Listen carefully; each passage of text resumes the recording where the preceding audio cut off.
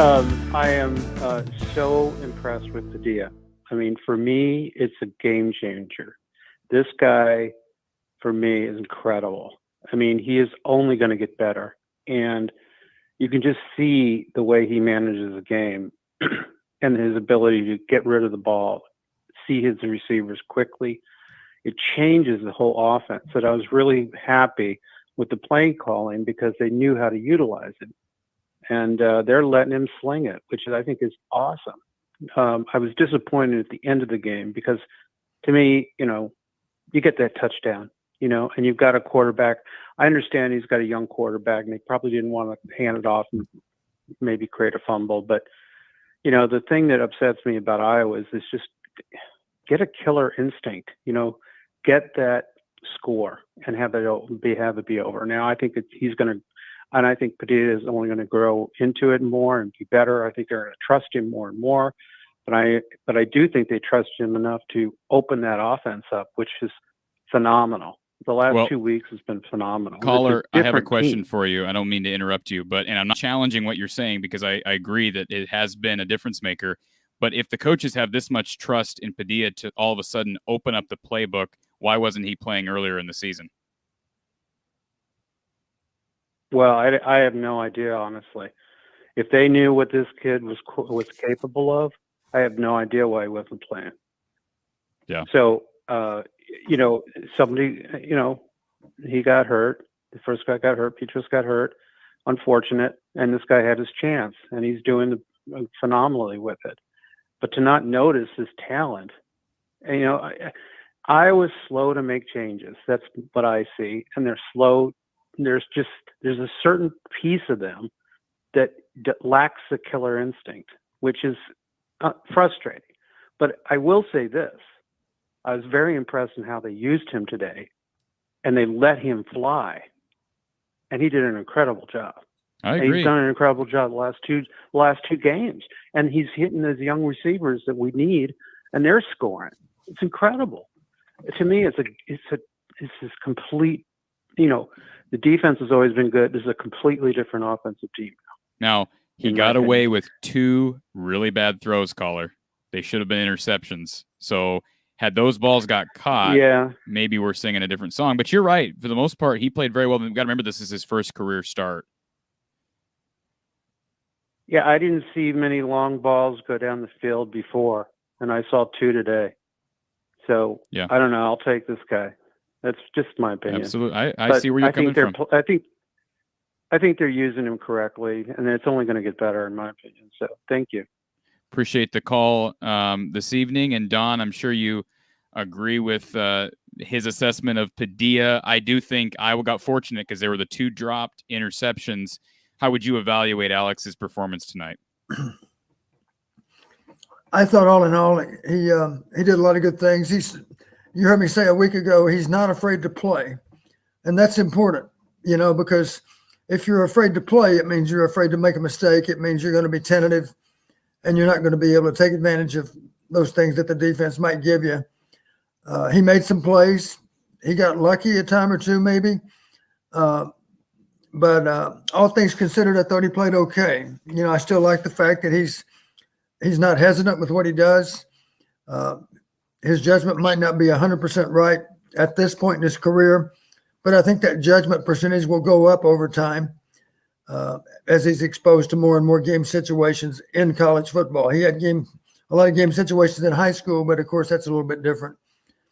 So the thing I like about him, recognizing other shortcomings within our offense, he gives a little better chance in terms of being able to make something out of nothing. If we have a protection problem, he has a better chance to escape, and he has a better chance to turn that into a good play. And that's one obvious advantage he has over Spencer at this point in both their careers. So, the nature of the game today, we knew we had to hit some more chunk plays, and we did it. And, there was another deep ball I thought that could have been caught by number 10, as I recall, by Keegan. That's when it got away. It was a naked and a beautiful throw. He comes rolling out and throws the ball way down the field. That's a pretty athletic play for any quarterback. That's a ball that might have been caught too that was way down the field. So even though Minnesota might have dropped a ball that they could have had, we might have dropped one that we could have had also. So the bottom line, he did enough to help us to win the football game, and that's, of course, what he needs to do. I will say, as I mentioned earlier, and as I texted to you guys, that I think the offense just looks extremely different with Padilla, and I think a lot of that has to. I mean, I know there was callers talking about how the offensive line has improved, and there's no doubt that I don't think that they have not improved. But I think a big difference is Padilla is able to move the pocket, and by doing so, he's able to extend the plays and whatnot. So I think the offense just looks different with him in there. That's no slight on Petrus. He's a tough young man, but I just think going forward, the offense is in better hands under Padilla. It looks better under Padilla as far as I'm concerned. I think that Padilla will do a better job than Petrus leading this team. And so far from what we've seen from him, it has been a lot better show than what Petrus can do. I'm not going to argue it, caller. I thought he played well today. I agree. Well, thank you. I appreciate you. Appreciate the call, and we hope you keep listening. Of course. Go Hawks. All right, go Hawks. Take care. You know, Corey, you heard me talk in the past about quarterbacks having to process the situation that they're in on pass plays. Of course, you have a progression, one receiver to the next receiver to maybe a third or even fourth receiver. There's also this thing called a coverage sack that you're familiar with, and that's a quarterback that's simply holding the ball in the pocket for too long. And the obvious explanation is, well, the receivers were covered, and that's why he was still holding the ball, and that's why the pass rush got to him. Some guys seem to process a little bit quicker than others. The ones that process quicker likely would have fewer coverage sacks. And it appears that maybe Padilla processes just a little bit faster than Spencer, and that might be the difference in being sacked and not being sacked sometimes. All right, let's take our next caller here. Thank you for calling Iowa Post Game at the Voice of College Football. Who's on the line? This is Robert from Arkansas. Hey, Robert. I got a couple questions for you and Don, if you could answer them for me or get Okay. your opinion. Sure. I was watching the post-game interview like I always do with Kurt, and he was asked again which quarterback would start next week. And he said it depends on Petrus's health and what they do in practice.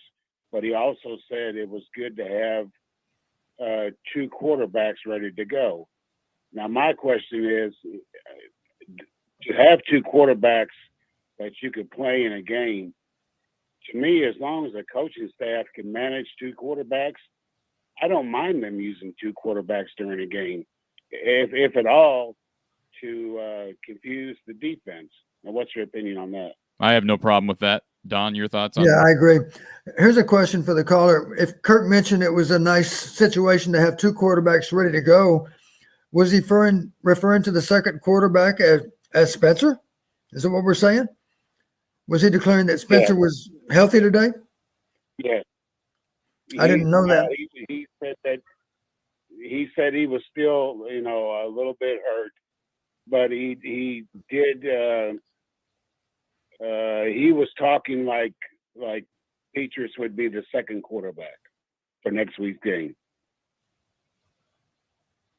Okay. That's the way he was presenting it. Don, I don't know. I didn't see any of the pregame, so I don't know if Spencer threw it all in pregame. Certainly going into the game. The last time I checked, Kirk was kind of going to be a game time decision. Yeah, Spencer wasn't healthy heading into this game. I think. Is that right? What our caller was just saying, Don, was just that it sounds like Kirk was implying that it's going to take a healthy Spencer and a full week's practice before they make a decision on the starting quarterback. Is that accurate, caller? Yes, that's accurate. Yes. So, and he also said he didn't mind if the case presents itself to have two healthy quarterbacks ready to play. And like I said, I don't mind them using two quarterbacks, to be honest. Well, I don't think. I mean, I didn't hear what Kirk said, but I doubt what Kirk meant by having 2 ready to play means he would play 2. But I agree with you that I would have no problem with that. But I kind of doubt, knowing Kirk, that he would want to run a two quarterback system. But having 2 ready to go is not a bad either way. No, that's true. That's true.